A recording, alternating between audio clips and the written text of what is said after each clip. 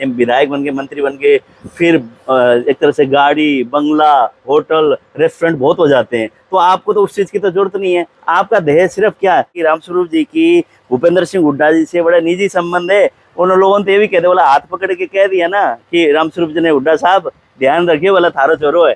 तो बोला जी इस तरह की बात बता रहे थे लोग। नहीं देखो ऐसा है, कांग्रेस में ही दो धड़े दिखते हैं एक तरह से, तो उसका नुकसान तो नहीं होने वाला कांग्रेस पार्टी को कहीं ना कहीं? देखो हर पार्टी में मजबूत नेता होते हैं। महिलाओं की और बच्चों की शिक्षा को लेकर, लड़कियों की विशेष तौर से, उसमें क्या होना चाहिए? क्या समझते हैं कि लड़कियों की शिक्षा के लिए महिला महाविद्यालय आदमपुर में स्थापित हो। अगले अगर लोग मेरे को मौका देते हैं। वहीं पर नशे को लेकर, नशा बहुत फैल गया है हरियाणा में, और आदमपुर क्षेत्र की बात करें, फतेहाबाद, सिरसा की साइड की बात करें, तो उसी उसमें आता है आप लोगों का। तो आप क्या मानते हैं कि नशे को, नशा एक बहुत चिंता का विषय है। तो स्पोर्ट्स को लेकर आपका ध्येय होगा आदमपुर क्षेत्र के बच्चे जो स्पोर्ट्स में आगे बढ़ना चाहते हैं उनके लिए काम? आदमपुर क्षेत्र में कुछ स्पोर्ट्स की नर्सरीज आए हैं। अच्छा कोई स्टेडियम हो जिससे कि बच्चों को ये स्पोर्ट्स की तरफ रुझान बढ़े। जैसे कि ऐश और आराम की जिंदगी छोड़ के एसी में बैठना, एसी गाड़ी से उतरना, उसका धूप में जाना और तरह पसीना बहाना, ये कहाँ आपको? देखो जिंदगी में जो सोचे कि ऐश आराम की जरूरत थे बोला ये करने की, मैदान में कूदने की, आपको तो किसी चीज की जरूरत ही नहीं है। बोलते हैं दोस्त लोग कई बार बोलते हैं। विधायक बन जाते लोग कहते बोला पिछले 5 साल पहले तक बोला किमी को नहीं था, बोला अब तो इतना तामझाम बना लिया बोला सारा का सारा। तो राजनीति में ना बहुत सारे लोग ऐसे भी घुसे हैं कि अपने निजी स्वार्थ के लिए एक तरह राजनीति को व्यवसाय बना दिया गया। ये नहीं कहेगा कि हमारा स्तर एकदम से बहुत ऊंचा हो गया। वहीं के वहीं है, वैसे के वैसे ही है, वही खेती कर रहे हैं जी। आज इस वक्त हम सुबह सुबह पहुंचे हैं डॉक्टर संजय जौहर के पास, क्योंकि कांग्रेस पार्टी के वरिष्ठ नेता है और आदमपुर से इस बार विधानसभा में उतरने की पूरी तैयारी कर ली उन्होंने। अभी सुबह उनके निवास से पहुंचे तो फिलहाल घोड़े की सवारी करके और घोड़े को एक तरह से नहलाने में जुटे हुए डॉक्टर संजय जौहर। हम बात भी करेंगे डॉक्टर साहब से कि किस तरह का, हालांकि दिनचर्या बड़ा वो है बिजी, क्योंकि रात के मेरे ख्याल से 12-1 बजे आते हैं और सुबह सुबह घूमना फिरना, घोड़े की सवारी करना और एक तरह से पशुओं की एक तरह से सेवा करना। डॉक्टर साहब नमस्कार। नमस्कार जी नमस्कार। सुबह सुबह फिर आज जैसे कि मेरे ख्याल से घूम फिर के आने के बाद घोड़े को एक तरह से नहलाने धुलाने में लगे हो? हाँ नहीं, सवारी तो अभी नहीं की। अच्छा। पर सुबह सुबह थोड़ा सा एक बार घोड़ों के पास चक्कर मारता हूँ तो थोड़ा सा पॉजिटिव एनर्जी मिलती है। तो जैसे कि सुबह कितने बजे का आपका दिनचर्या रहता है? सुबह कितने बजे उठने? उठ तो मैं सुबह 5:30 बजे उठ जाता हूँ। अच्छा। पर कल थोड़ा सा लेट हो गया था, ये शिवालय में और बहुत सारे शिवालयों में प्रोग्राम थे तो रात को 1 बजे घर में आए। जी, शिवरात्रि है तो कहीं ना कहीं एक तरह से डॉक्टर संजय जौहर को लोगों ने आमंत्रित भी किया, अलग शिवालय में भी पहुंचे और लोगों से मुलाकात भी हुई। शिवरात्रि का पर्व है तो, और वहीं अगर बात करें तो अभी फिलहाल हम लोग उनके निवास पर हैं नांदेड़ी में। डॉक्टर साहब जैसे कि आपने कहा कि सुबह सुबह दिनचर्या जो रहता है वो आपने बताया, रात को लेट हुए थे। गांव में किस तरह का अभी फिलहाल माहौल लग रहा है? गांव में तो लगभग आपने दौरा तो बहुत सारे गांव में तो कर लिया होगा आपने? नहीं, तकरीबन सारे गांव में कर दिया है, फिर भी अभी कुछ बाकी है, अभी बहुत कुछ करना बाकी है तो अभी लगे हुए हैं जी। लोगों में तो जैसे ना कल हम 1-2 गाँव में गए थे, हवा तो पूरी बना रखी है आपने? लोगों का प्यार है जी, अपने लोग हैं सब, जो जानते हैं मेरे को वो उनका प्यार है, उनका बड़प्पन है जी। पिताजी का भी लोग नाम लेते हैं, रामस्वरूप जी ने जो समाज के लिए काम किया है, बड़े एक तरह से मिलनसार और जरूरतमंद लोगों की मदद करने के लिए आगे बढ़ के आते हैं। और डॉक्टर संजय जौहर उनसे ही बढ़ के, अगर हम लोगों ने किसी दिन रात को भी फोन किया, एक्चुअली रोहतक में आप वहाँ पे हॉस्पिटल में आपकी वो ड्यूटी है, वहाँ पर गाँव के लोगों ने किसी ने भी फोन कर दिया था, रात को भी आप पहुँच जाते हो लोगों के बीच? हाँ भाई वो तो देखो हमारा काम है, हमारा फर्ज बनता है बीइंग अ डॉक्टर। ये तो हमारी वो आदत में ही शुमार है कि कोई दिक्कत में होता है तो हम पहुंच जाते हैं जी। लोग ये भी कह रहे हैं, नहीं सिर्फ कोई भी डॉक्टर होगा वो।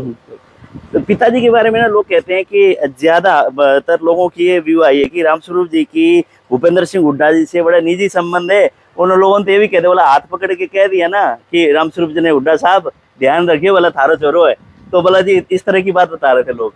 नहीं देखो ऐसा है, हुड्डा साहब बड़े आदमी हैं, चीफ मिनिस्टर रह चुके हैं, बाकी थोड़े पुराने बुजुर्गों के पारिवारिक संबंध है, पर ऐसा कुछ नहीं है कि भी हाथ पकड़ के कह दें और ऐसे वो मान जाए जी। मेहनत करनी पड़ेगी, सर्वे में आएगा नाम तभी जाके बात बनेगी, लोग पीछे होंगे तभी होंगे जी। संबंध अलग जगह होते हैं और राजनीति का जो है वो अलग है।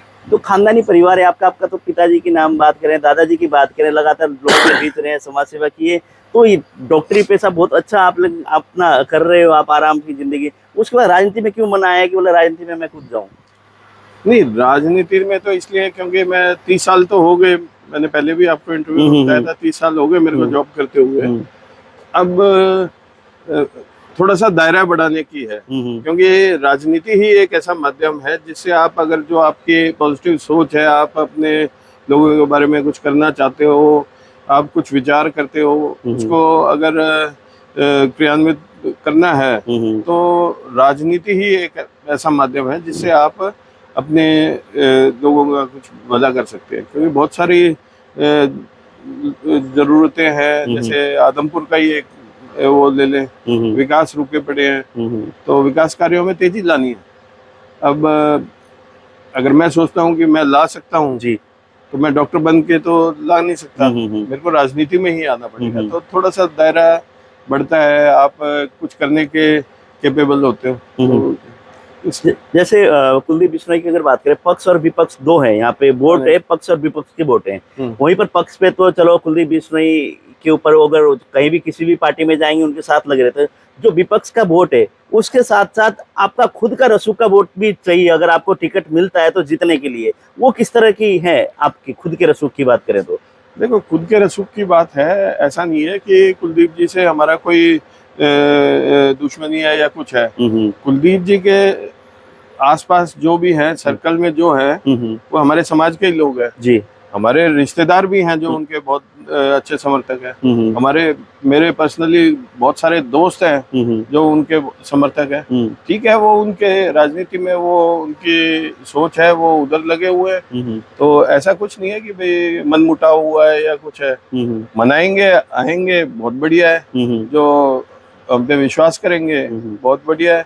और समाज के लोगों को जोड़ने के वो काम करेंगे, क्योंकि समाज का भी बहुत सालों से मतलब ऐसा लग रहा है कि भाई उनका कोई सुनवाई नहीं हो रही है। जी, जैसे जाट वोट की हम बात करें तो हुड्डा साहब के नाम से, कांग्रेस के नाम से एक तरह से जाट वोट तो आपको मिलेंगे। वहीं पे बिश्नोई वोट को अगर तोड़ने की बात है तो वो कितना संभव मानते हैं आप?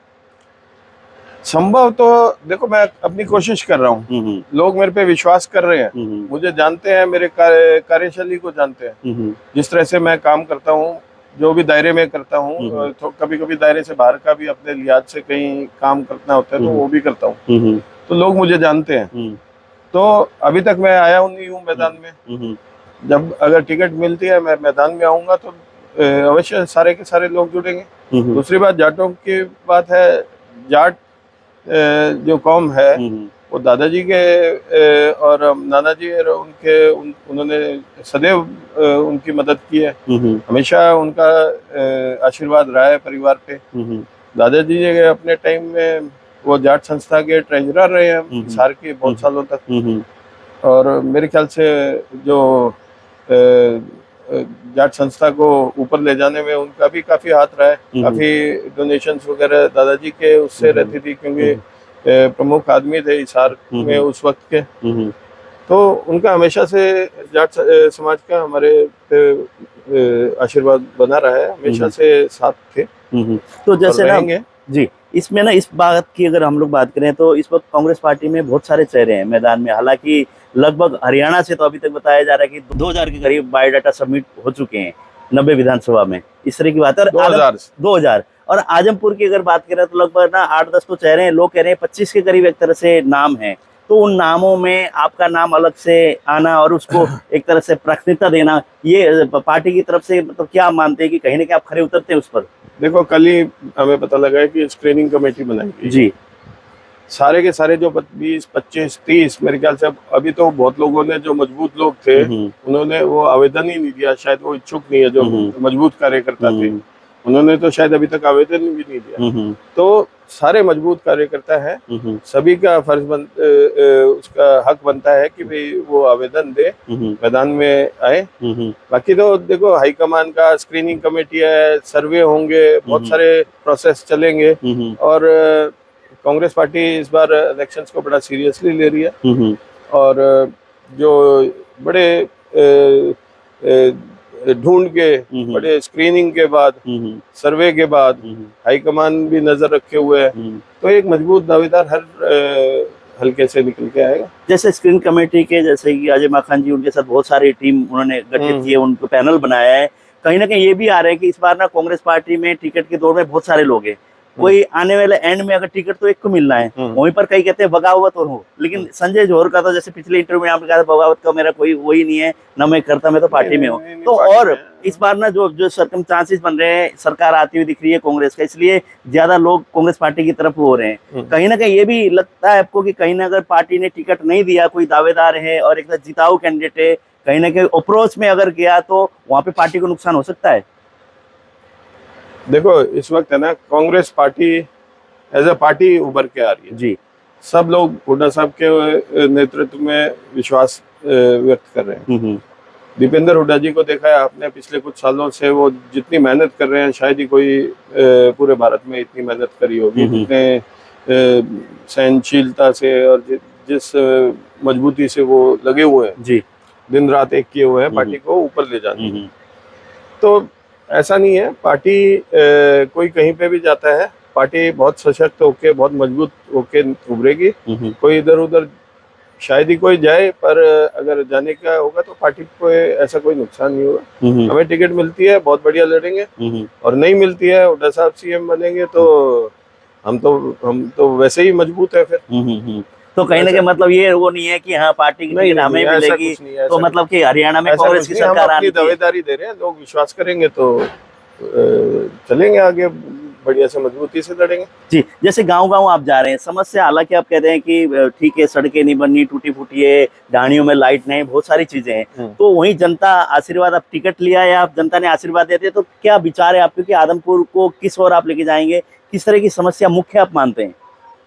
देखो मैंने पिछले इंटरव्यू में भी सारी समस्याओं का वो करा था, आप सारा बयान किया था समस्याओं का, और आज के युग में दुनिया बहुत आगे जा रही है, और आदमपुर एक साफ पीने के पानी तक को तरस रहा है, पानी की बहुत मुश्किल है, बिजली और ये जो मूलभूत सुविधा है इनको तरस रहा है। तो आदमपुर को जो दुनिया की गति है उससे जोड़ने का काम करेंगे, थोड़ा विकास की तरफ लेके जाएंगे और तेजी से लेके जाएंगे, ताकि दुनिया के साथ और प्रगति के साथ कदम से कदम मिला के आदमपुर भी चले। जो हरियाणा के मुख्यमंत्री लगातार घोषणा पे घोषणा वो कर रहे हैं कि चाहे नौकरियों की बात है, चाहे SC-BC समाज को कोई लाभ देने की बात है, लगातार घोषणाएं चल रहे हैं कि चुनाव से पहले क्या मानते हैं, चुनावी जुमले हैं या कहीं ना कहीं एक तरह से ग्राउंड स्तर पे वो घोषणाएं एक तरह से इम्प्लीमेंट? इसमें देखो जुमलेबाजी कह लो या लोगों को बरगलाने वाली बात है।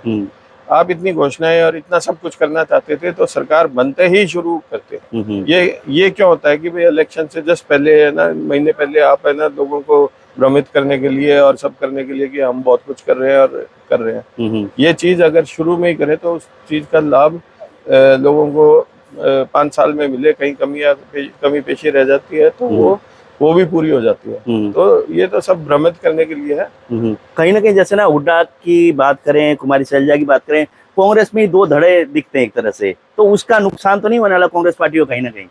देखो हर पार्टी में मजबूत नेता होते हैं, ठीक है, सब अपने मजबूती से पार्टी का नाम ऊपर करने को होते हैं। भाजपा में भी बहुत सारे हैं जिनके विचार अलग हैं जी, लेकिन सब एक पार्टी के लिए काम कर रहे होते हैं। तो ऐसे ही ये है, हो सकता है थोड़ा सा विचार अलग हो, लेकिन जो आप गुट कह रहे हो या जो भी आप वो कह रहे हो, वो सब लोग पार्टी को मजबूत करने में लगे हुए हैं। ऐसा कोई वो नहीं है कि भाई पार्टी में कोई ऐसा गुटबाजी या कुछ कोई वो नहीं है। नहीं, आपके साथ एकजुट सब पार्टी को मजबूत करने के लिए काम कर रहे हैं। जैसे आदमपुर में आप जाते हैं, गांव-गांव गली-गली जा रहे हैं, वहीं पे ना महिलाओं की और बच्चों की शिक्षा को लेकर, लड़कियों की विशेष तौर से, उसमें क्या होना चाहिए, क्या समझते हैं कि लड़कियों की शिक्षा के लिए कि देखो लड़कियों की शिक्षा के लिए, बच्चियों की शिक्षा के लिए बहुत जरूरी है कि उनकी वो शिक्षित हो, क्योंकि एक अगर आदमी शिक्षित होता है तो वो अपना सारा काम कुम करके और अपना वो करता है। अगर महिला शिक्षित होती है तो पूरा परिवार शिक्षित होता है, क्योंकि घर तो महिला चलाती है। वो तो कमाई करके, आदमी तो कमाई करके अपने घर का रोजी रोटी का जुगाड़ करता है। लेकिन अगर महिला शिक्षित होती है तो परिवार शिक्षित होता है, परिवार शिक्षित होता है तो आसपास के लोग सब शिक्षा की ओर करते हैं। जी। तो डेफिनेटली आदमपुर में थोड़ा सा वैसे है, तो मेरी तो पुरजोर कोशिश रहेगी कि एक महिला महाविद्यालय आदमपुर में स्थापित हो। अगले अगर लोग मेरे को मौका देते हैं या कांग्रेस पार्टी में विश्वास जताते हैं तो हम कोशिश करेंगे। जी, जैसे आप डॉक्टर की पेशे से भी हैं और समाज सेवी भी हैं और बुद्धिजीवी लोग में आपका एक तरह से नाम आता है, वहीं पर नशे को लेकर नशा बहुत फैल गया है हरियाणा में, और आदमपुर क्षेत्र की बात करें, फतेहाबाद सिरसा की साइड की बात करें तो उसमें आता है आप लोगों का। तो आप क्या मानते हैं कि नशा एक बहुत चिंता का विषय है, न सिर्फ आदमपुर बल्कि पूरे राज्य और न कि पूरे राज्य, पूरे देश में।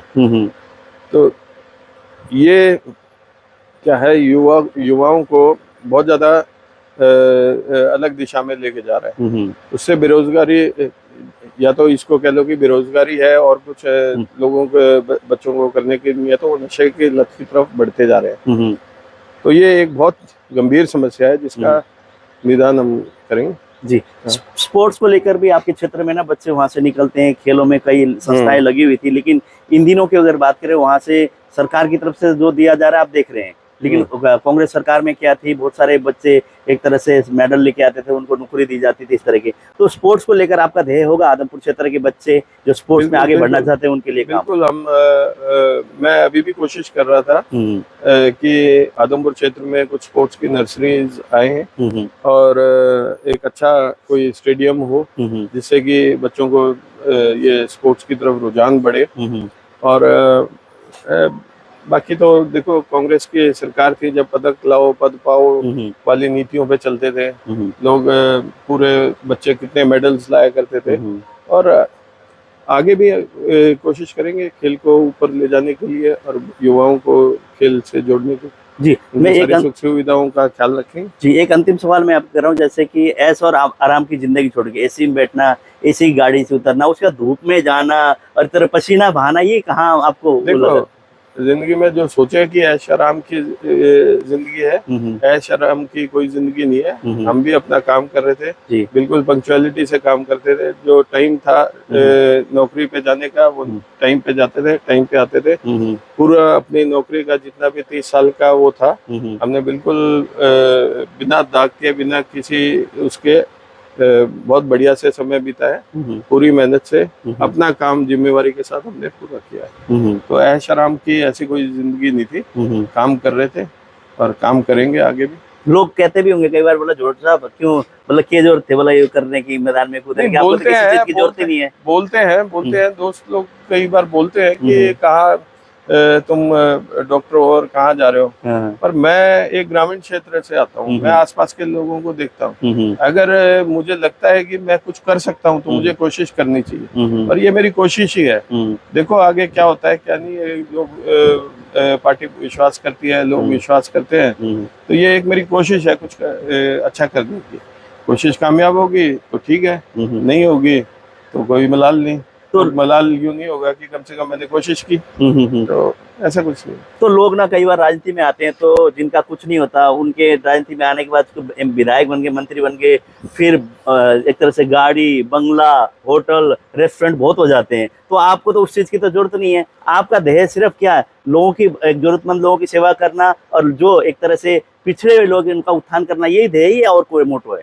देखो ये सारी बातें तो जब मैं ऐसे कहूँ कि पिछड़े लोगों की और गरीब लोगों की, मुझे अपने पूरे क्षेत्र का, जो मेरा विधानसभा हल्का है जिसमें पिछड़े हर 36 बिरादरी के लोग, जो जिनके भी कार्य रुके हुए हैं, जो नौकरियों के लिए त्रस्त है, नौकरियां मिल नहीं रही है, ये कौशल निगम से सारी कॉन्ट्रैक्ट की नौकरियां हो गई है, पक्की नौकरियां खत्म कर दी है, रिजर्वेशन सारा ऑलमोस्ट खत्म हो गया है अगर ये HKRN से देखें। तो सबके उत्थान के लिए पूरी कोशिश रहेगी और हम काम करेंगे इसके लिए। एक अच्छी सोच के साथ आ रहे हैं, अगर ईश्वर मौका देगा तो करेंगे, नहीं देगा तो कम से कम हमने कोशिश की, कोई मलाल नहीं होगा। तो मेरा यही सवाल था कि जैसे ना कई बार ना विधायक बन जाते लोग, कहते बोला पिछले 5 साल पहले तक बोला किमी को नहीं था, बोला अब तो इतना तामझाम बना लिया, बोला सारा का सारा। तो राजनीति में ना बहुत सारे लोग ऐसे भी घुसे हैं कि अपने निजी स्वार्थ के लिए एक तरह राजनीति को व्यवसाय बना दिया गया है। वहीं पर आपसे मैंने ये सवाल इसलिए किया कि क्यों आप मतलब उस संपन्न परिवार से आप हैं, आपको किसी चीज की जरूरत नहीं है। ऐसा है कि चौधरी मनीराम गोदारा जी बहुत सालों तक राजनीति में रहे, वो एमपी भी रहे, एमएलए भी रहे, मंत्री भी रहे और गृह मंत्री भी रहे जी। अगर जो लोग जानते हैं, जितने भी आसपास के सारे लोग जानते हैं, सारे हरियाणा लगभग जानता है मनीराम गोदारा जी के नाम से, जानते हैं जी। उन्होंने ऐसा कुछ हमारे में नहीं देखा होगा कि जो हम पहले थे उससे अब पता नहीं हम क्या हो गए।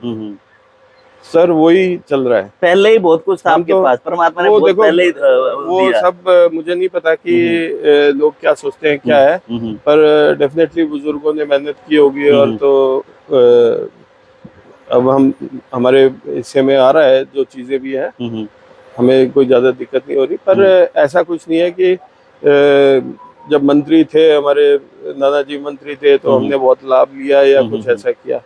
कोई भी ये नहीं कहेगा कि हमारा स्तर एकदम से बहुत ऊंचा हो गया। वहीं के वहीं है, वैसे के वैसे ही है, वही खेती कर रहे हैं जी। तो आप दर्शकों से क्या अपील करेंगे, किस तरह के आने वाले चुनाव हैं, वहीं से पार्टी से तो जो फैसला आएगा, लेकिन आप मेहनत कर रहे हो ग्राउंड स्तर पे, तो लोगों से क्या कहना चाहेंगे? लोगों से सिर्फ यही कहना चाहूंगा कि एक बार बदलाव करके देखो, बदलाव बहुत जरूरी है, प्रकृति का नियम भी है बदलाव करना, और बदलाव करके अगर आप मेरे पे विश्वास जताएंगे तो मैं जनता की उम्मीदों पे खरा उतर के दिखाऊंगा और तेजी से विकास कार्यों को करूंगा। जी डॉक्टर साहब, समय देने के लिए बहुत बहुत धन्यवाद। धन्यवाद। डॉक्टर संजय झोर से हमने बातचीत की सुबह सुबह, आज जैसे कि इनके घर की तरफ हम आए और सुबह जैसे नाश्ता पानी करके सैर करके घोड़े को नहलाने में लगे हुए थे, उसी बीच हमने बातचीत की। और इनका ध्येय एक ही समाज में जो 36 बिरादरी के लोग हैं उनकी मदद करूं और उनमें एक तरह से क्षेत्र में विकास करूं, इस तरह का है। क्योंकि सारा संपन्न परिवार है, किसी चीज़ की कमी नहीं है, और अपना एक तरह से डॉक्टरी पेशे को छोड़कर, हालांकि सरकारी नौकरी थी, कोई वो नहीं थी, उसके बावजूद यार दोस्त तो कहते भी है कहाँ घुस के डॉक्टर साहब डॉक्टरी छोड़ के आप यहाँ, इस तरह की बात थी। लेकिन उनके कहीं ना कहीं दिल में जगह ऐसी है कि कहीं ना कहीं लोगों की मैं मदद करूँ, लोगों की सेवा करूँ, उसी उद्देश्य के साथ ग्राउंड में एक तरह से तैयारी कर रहे हैं। लेकिन पार्टी ये देखेगी क्या इनको टिकट मिलेगा नहीं मिलेगा अलग बात है, लेकिन इनकी तरफ से पूरी मेहनत करके ग्राउंड में जाकर लोगों से मुलाकात करना, लोगों के बीच जाकर लोगों की दुख सुख में सम्मिलित होना, इस तरह का एक तरह से इनका स्वभाव है, उसी बीच में लगे हैं। आप अपनी प्रतिक्रिया अवश्य डालें डॉक्टर संजय झोर को लेकर, क्या इनके जो विचार, इनकी जो सोच है, उसको आपको क्या, किस तरह के विचार सोच आपको लगते हैं और आप क्या कहना चाहेंगे इनके प्रति?